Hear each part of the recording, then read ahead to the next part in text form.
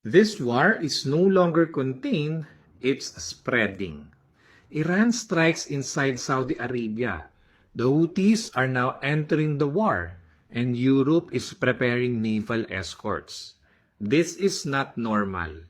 New fronts are opening across the region. Houthis in Yemen are threatening global shipping routes, and Western powers like the UK and France are now preparing to escort ships through key oil routes. This changes everything. This is no longer just Iran versus Israel. This is becoming a regional conflict. And here's what most people are missing.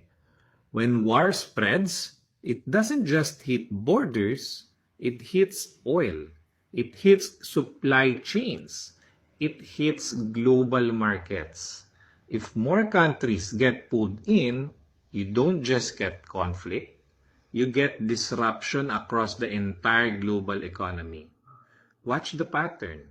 More attacks, more countries involved, more pressure on oil. This isn't de-escalation. This is expansion.